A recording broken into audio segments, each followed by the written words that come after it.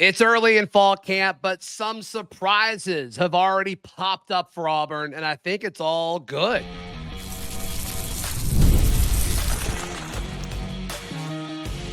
You are Locked On Auburn, your daily podcast on the Auburn Tigers. Part of the Locked On Podcast Network, your team every day.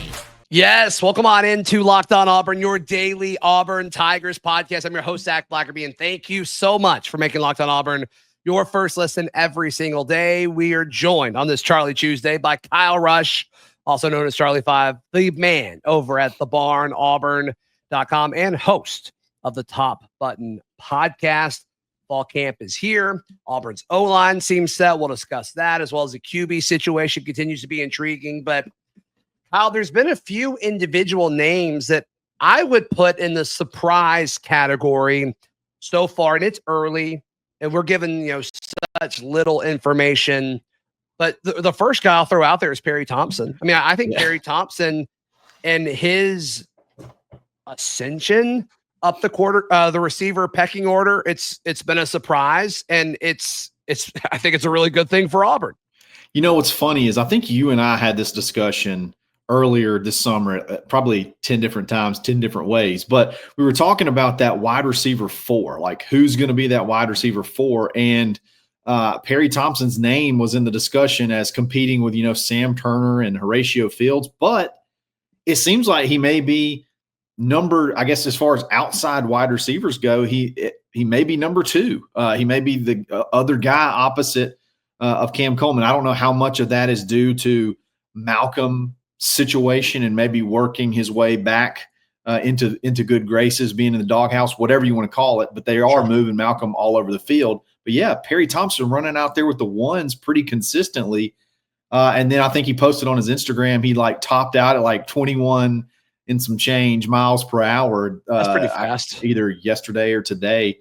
I think that's probably the story of camp. I think so. And I did a show at one point, Perry Thompson putting it all together and playing this year is the best case scenario for Auburn. And that continues to kind of be what early chatter is around him. So I think that's awesome. I think that's super, super great. It means a lot for Perry to be good.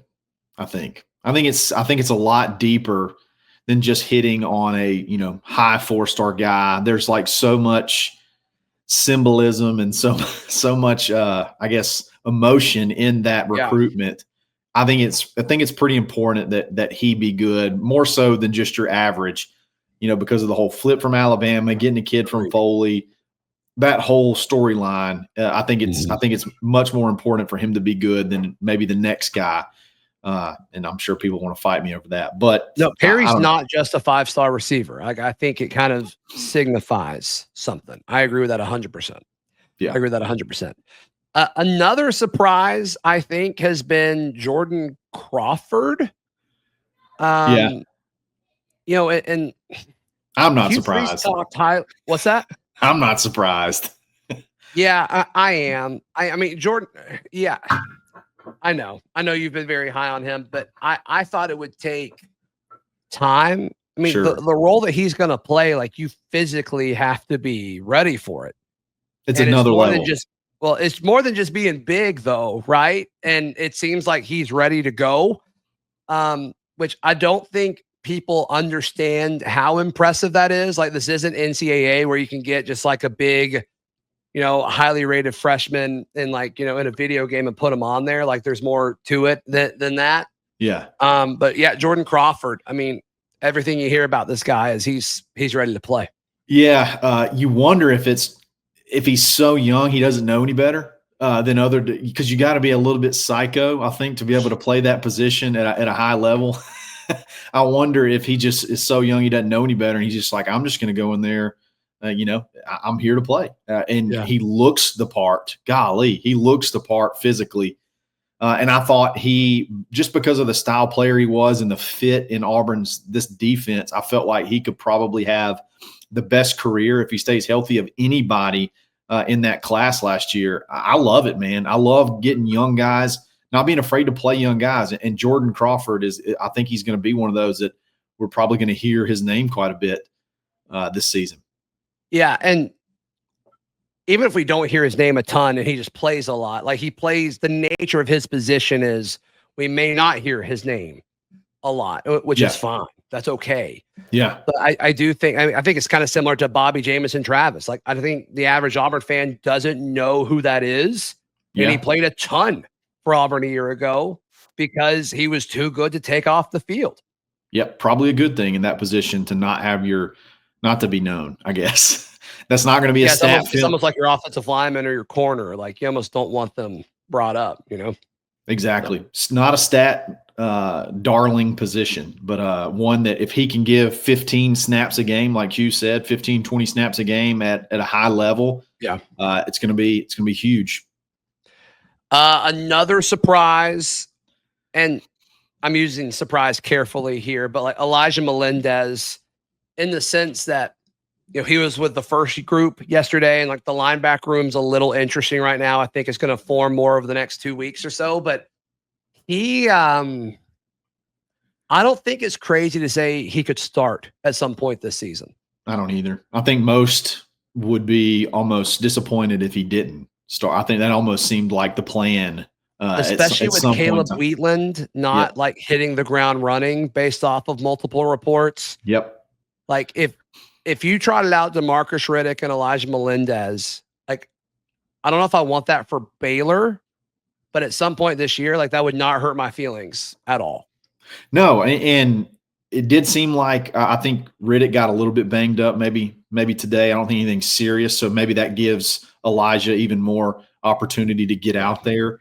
But yeah, that dude is what did I call it? What did I say? He was pure hatred or something like that. Whenever he was like just a 6 foot, 230 pounds of hatred, he's gonna be a force. Yeah. And then last surprise, and we'll move on and talk about the quarterbacks in a second, but Omar Mabson. And once again, similar. Like, I think it has a little bit to do with, Jeremiah Cobb being banged up and Darrell Robinson and all that. But like, he's a guy who's like, he's seeing a crease and he's like, that is my path to playing time. And like, I'm not going to waste it. And the fact that it's him getting these reps and not Alvin, I think says something. And when he's getting the ball, he's impressing his peers. And I think that matters. One thing you have to remember about him, okay? Remember that obviously not only was he a reclassification, but he was a late reclassification, okay? In 2020, if he was in this class, you're talking about one of the better running backs in the whole country, like as far as his ranking goes. And he reclassed so late. I think he reclassed at like the end of January or maybe the middle of January, and then he signed. So like there wasn't really a lot of time for them to go back and like re-rank him within the 2025 class. So he's a low 3-star back rated based off last year's class, but in reality, he was a super talented running back. He is a super talented running back. And the only thing I was concerned about as far as him being a factor early and often was from the physical standpoint. And Zach, I mean, you lay eyes on this kid. He's every bit as physically impressive as Damari Alston, who's been here, for 4 years. So this kid, I would not be shocked if this guy doesn't just become the dude at some point in time. Like as far as, I mean, he has the ability. He could do this year or just at some point in Auburn. It wouldn't shock me if it was this year. He is just that he's got all of the range of game from the passing game. If he can pick up the pass blocking, pass blocking portion of playing that position, that's my concern. He could be a really, really good player early. Yeah. I think he has a shot to make it's always tricky to talk about like what proper expectation should be for this running back room, because it's so easy just to say running back by committee. But like you can't have 4 running backs play relevant snaps in an offense. I don't think. Could be wrong. Or game to game, you could game plan it. Like, oh, okay, so-and-so has, Alvin has traits against this one, or Darrell Robinson has traits that work well against this defense or whatever. Like, I think you could do it where they all have enough snaps over the span of a season but not like game to game. So it's always kind of tricky to, whenever we talk about the running back rotation. Yeah. Really, I mean, even in the NFL, you have not much more than like two guys that get the majority of the carries, and they may rotate series or whether it be situational. I'm with you. Like, I don't see a real scenario where they're like one series per 4 running back. Like, you know what I mean? Like rotating every other series. I don't see that happening. I think the battle is going to be like, who's our number one guy and like who's that number one backup, because those two are going to get the majority of the carries. And there could be some situational stuff. I think it's going to dwindle down to 2. And then it might depend on who the 2 are. Like if one is Cobb, it might be those 2, but like could 2 and Cobb exist? Possibly. But yeah, I'm not fully sold on like all of these running backs having roles. We just haven't really seen that before. No. And I think they're going to throw it more this year. So we'll see. We'll see exactly what that looks like.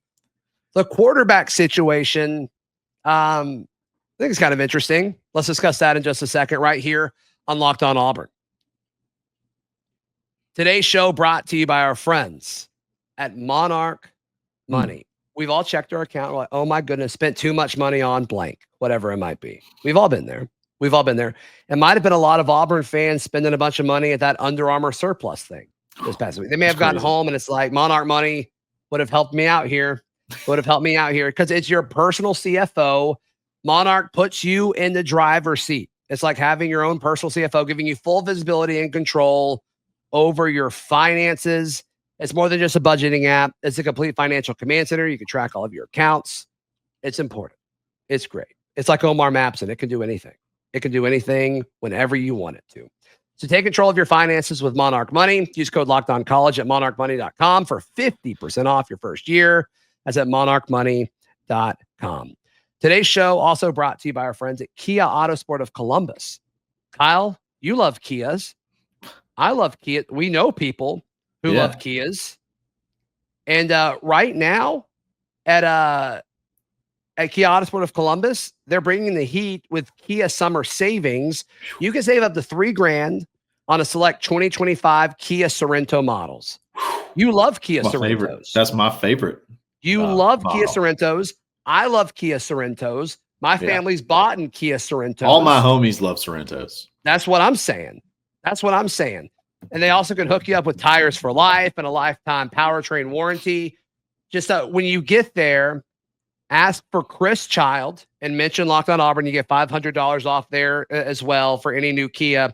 But just head over to Kia Autosport of Columbus, just off of Whittlesey Boulevard in Columbus, Georgia, or visit KiaAutosportColumbus.com to browse the full inventory and start saving today. Thank you so much for making Locked On Auburn your first listen every single day. The quarterback situation, like obviously the attention is on Jackson Arnold, and there's been several reports of, his timing and holding onto the ball. We'll get to that in a second. But the more people that see Ashton Daniels, and this is, my guy, Darryl Dappridge, is the conductor of this hype train. And Ashton Daniels is not going to be the starter for Auburn, but goodness gracious, people really like what they've seen from him so far. Yeah, in person, he's very, very impressive. He's a big dude, and I think he had a big run today. He had a big run on Saturday. Running seems to be like the biggest compliment that you hear, but nobody really is talking much about how good of a passer he is. He has a little bit of a funky delivery, but hey, I think that's been kind of surprising that, hey, he's got some touch. He's got obviously really good arm strength, and he can be a weapon if needed. So what I think I'm with you as far as the backup quarterback goes. I can't imagine there being a better one out there. Yeah, it's just such a different situation from a year ago. Like if Ashton Daniels was on last year's team, I think the entire vibe around the Auburn football program is different. I firmly believe that. Yeah, it turned when you go to your backup and you're hoping for a bump in production, and you get an even worse product. it really deflates you as far as the feel on the whole room. And I think just the vibe around the room in general. Because then you got to go back to the guy that you just like, hey, we don't think you can do it. And it's like, oh, now you can. Well, we were wrong. Boy, were we wrong. You quite frankly are the best option that we have. I think that's a really big storyline coming out is how well he's sort of fitting in really quickly and showing he belongs. Yep. Then obviously Deuce Knight, I think, has been physically impressive so far. But where are you with the Jackson Arnold reports of, maybe he's holding on to the ball too long before he's throwing it? I've seen that a few places. Yeah. And the only reason I really bring it up, because it's so early in fall camp where I'm not concerned about it. But the only reason I bring it up is because that was like the biggest thing from the Oklahoma side. Yeah. Of, he needs to have confidence. And one of the many reasons you want your quarterbacks to have confidence is so they get rid of the football and they go where they think it's supposed to go. And some of that I wonder if that's not the case. So I'm curious to see what happens there. First of all, I'm not questioning anybody's opinion on anything. I'm not so I assume someone's seeing something that may be somewhat concerning. Okay. So here's my thing though. Are they looking at that with already it in their mind because of those reports? Do you watch somebody's play and you're thinking he's got to get the ball out because he has a tendency to hold on the ball too long? And then when you watch him play and he's checking down, there was a lot of concern about the fact that he was checking down a lot on Saturday, which I particularly love. I have no problem with that. Yeah, I have no problem with that. So sometimes I wonder, is that legitimately a thing, or is it something that you're sort of already unconsciously biased to pick out? Because I think accuracy has been something that's been very bragged upon, ball placement, all the tools that you typically want in a quarterback. Only as of recently, when we've seen a few times, we've got to see some 11-on-11 stuff. That's been something that's brought up. And then what are the plays that are being called? Are they working on things that are those longer developing items? And the secondary is really good. Is it harder for the receivers to get open? There's a lot of context there, but I will say it is somewhat concerning because of the reports from Oklahoma. But I just wonder, I would like to just know more context around the idea of holding the ball too long. And I do think if you watch practice with that in your mind, my dad always used to say, if you go hunting for a bear, eventually you'll find one. So if you already kind of have it in your mind and that's what you're on the lookout for, I'm sure you'll be able to pick some of those out. What kind of bear did he specify? Mostly grizzlies. He's a big grizzly bear guy. That's not one you want to run into. No, that's not for at sure. all. I don't know if there's any bear I want to run into, but grizzly definitely not. Yeah, you're going down every time. 10 out of 10. For sure. So, yeah, I agree with you. It's so early in the process. Now, if we see that in the first few drives against Baylor, full panic. I don't know what to do. Because at this point, I'm not concerned about it yet. Yeah, not there yet. And then also, look, again, those are typically in those drop back pass scenarios. There's going to be a lot of RPO mixed in and whatnot that are quick decision making. That's not really something you actually hold the ball on. You're either handing it off or you're hitting a slant behind a linebacker, or you're pulling it and you're running. It's those drop back scenarios. So when you're running the ball and when you're running those RPOs, does that make those drop back passes a lot easier to find the open guy? Again, there's so much context, but I do get being concerned. And I would say if it's true, that would be something to be concerned about. Yep. But still, like we said, worst case, the floor in the quarterback room is so much higher than it has been. Yeah. Should be fine. And also the ceiling in the quarterback room is as high as I can remember it being at Auburn. Without a doubt. Which is also very exciting. It's also very exciting. So what do you think about the quarterback room? Let us know down below. Genuinely curious. There's a few positions that seem set, and offensive line seems to be one of them, as well as D-line. That's next, right here on Locked On Auburn. Today's show brought to you by our friends at 5 Hour Energy. Kyle, can you imagine being tired in the middle of the afternoon and not popping a 5 Hour Energy shot? I mean, that's on you at that point in time. If you're not, yeah, it's like, oh, you just want to be tired. Good for you. You're choosing to be tired. Hey, they've got these new 5-hour energy transfusions. It brings the bold grape, ginger, and lime flavor to your favorite golf drink. Little 5-hour tranny, you kidding me? Yeah, let's go. Pop it and let's go. Yeah, let's go. That's right. That'll be a meme. Go to 5hourenergy.com. That's the number 5hourenergy.com. You can use my promo code LockedOnGolf to receive 20% off your order. The offer is only valid until September 30th on one order. It cannot be used with other promotions. The code is not good on subscription orders. So whether you're meeting up with friends or trying to turn 18 holes into 36, get the energizing boost you need to power through. Order transfusion flavored 5-hour energy shots today. Thank you so much for making Locked On Auburn your first listen every single day. I mean, I don't think this is a surprise, but the starting offensive line seems set. Yeah. From left to right, Xavier Chaplin, Dylan Wade, Connor Lew, Jeremiah Wright, Mason Murphy. And then we've seen Too Tall getting some snaps at guard in the past, but for the most part throughout fall camp, we've seen him at backup left tackle. So take that for what it's worth. But we've also seen DeAndre Carter at backup left guard, which I think is important because Dylan Wade has been snapping the quarterback some as well, which makes you think, okay, if something, God forbid, if something happens to Connor Lew, do they scoot Dylan Wade to center? And then is DeAndre Carter then the next guy up in that situation? Possibly. Makes sense. But just kind of reading between the lines here.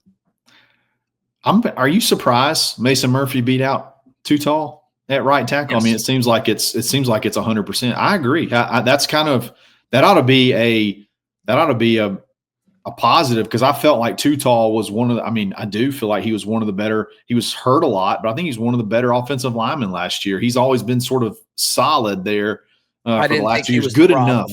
Yeah, good enough. It was the problem. Yeah. Agree. So the fact that he came back, he got that extra year because of the Pavia stuff, and he comes back, and he's not a starter. I mean, that just shows okay, if Mason Murphy's better than him, that's awesome. That's great. It's great for the line. And Too Tall's going to get a shot just because it's the SEC.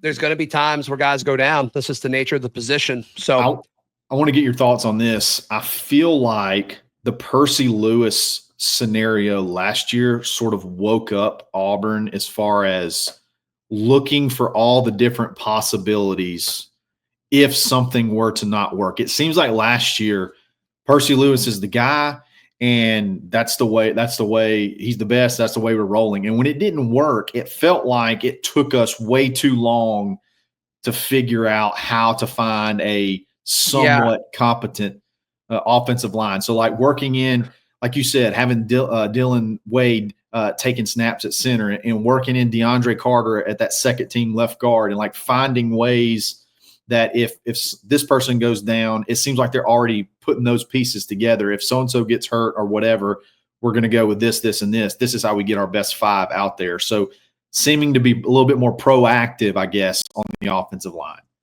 That is a good point. It does seem like they went all in on Percy, and then it's late in fall camp. I mean, it was a week before the season started, and they're like, what's Tyler Johnson look like over there? And we're like, oh, yeah, okay.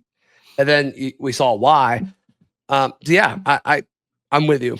And for a while, they had Dylan Wade just kind of be this safeguard. I mean, he still is, I guess, where it's if something goes wrong, we'll just put Dylan Wade there. And he may not be great at left tackle or center, but he's fine, Yeah. And so I can't wait for him to get a full season at guard, hopefully.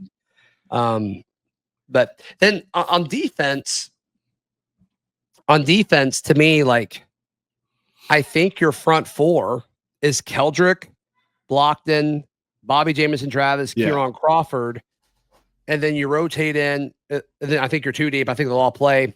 Amaris Williams at backup D end, Jay Hardy rotating in at tackle, Jourdin Crawford at nose, and then I guess Murray. Sorry, Murray. Yeah, Chris Kelly Murray. Yeah. Yeah, Joe Phillips yesterday was the backup buck. Yeah.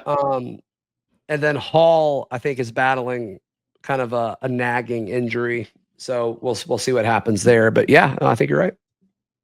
Yeah. Bobby wasn't, I don't think he was at practice on Wednesday. So I saw a lot of guys go in right beside Blockton, a lot of different guys going in beside Blockton. And I felt like that position wasn't really set yet, but I totally forgot about Bobby. Yeah. Since he's been back, he's definitely the guy that goes right beside Blockton. That's a pretty sporty front line, man.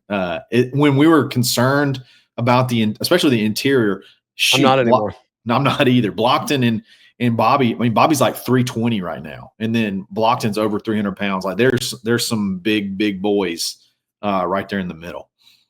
Well, and then Dallas Walker as a depth piece. Yep. And then Hugh has talked really highly of James Ash, who I totally forgot about. From Florida Atlantic? Yeah, physically another guy that's very, very impressive. Again, we didn't see much when I was there. We didn't see much like team action, but he's impressive. So all in all, like I think in the trenches, which is where I think you're going to beat Baylor, I think you look good. I'm not as concerned about that depth anymore. I'm just not. No. In interior defensive line was always a concern of mine, and I'm not necessarily concerned there that much at all anymore. So it's good stuff. All right. Yeah. All right. How can people check out everything you've got going on? Yeah. Go sub to thebarnauburn.com. Jump in the conversation there. Anywhere you get a podcast, the Barn Auburn Podcast Network. And hey, subscribe to YouTube too, the Barn Auburn. Yep. Like the video, please subscribe. We'll see you next time. This has been Locked On Auburn.